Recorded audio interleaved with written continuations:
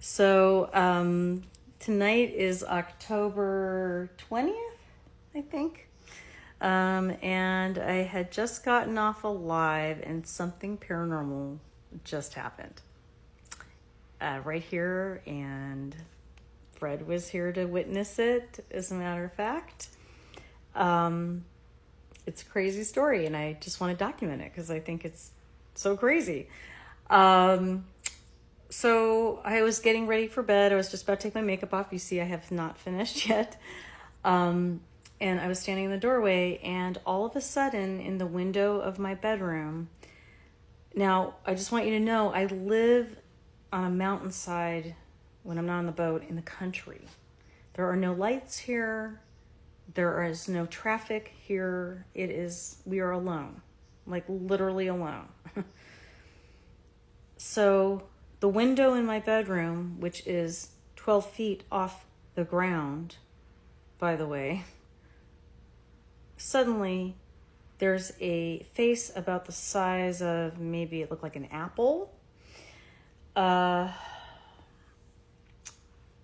it was just banging on the window, back and forth, banging on the window. And it was like this fluttery looking thing. And the reason I'm saying it like that is I actually did see it, but the experience, I don't know, it was from shock or because of what I think it might have been. I had a little lapse of memory after it happened about exactly what I saw. It took me a while to actually recall what I saw because I don't know, I'll explain in a second. So anyway, so I'm standing in the doorway of the bedroom about to go take my makeup off, and this face shows up in the window about the size of like a baby's size face, and starts banging on the windows, like desperately, both hands back and forth, wings fluttering behind it, and this luminosity to it, like when skin is stretched really straight and tight, and it was bluish and translucent and glowy. And so when I first saw it, just like flashes of light, that's what I remembered. But as I've been sitting here, I actually remember what I saw. So anyways, I was yelling to Fred, like, hey, you didn't hear that? You didn't see that? Like, because he had his headphones on or whatever. And I was like totally freaked out. And so he jumps up to go outside to see if something's out there. And he goes outside, and the car was running. So here's the weird thing.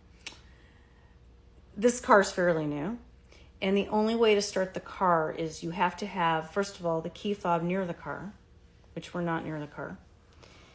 And you also have to be sitting in the seat with your foot on the pedal and pushing the button to start the car. There's nobody in the car. So today, we made sure both keys were in the house. So how did the car start?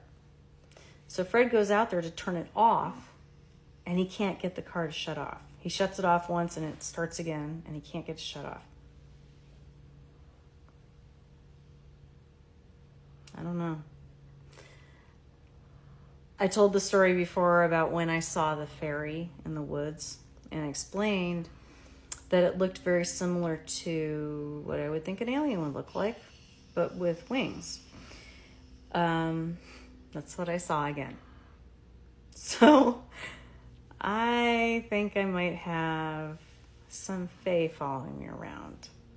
So if you're learning about this subject, which I am not by any means, I'm learning, but I'm not sure what the message exactly is. There were a few other things that happened today too that were a little bit odd that kind of seem to add up now.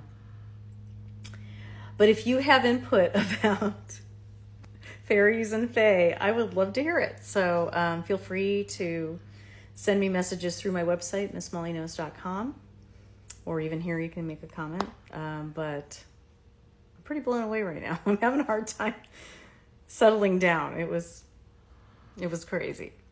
All right. Well, there's a paranormal story for y'all. Happy Halloween.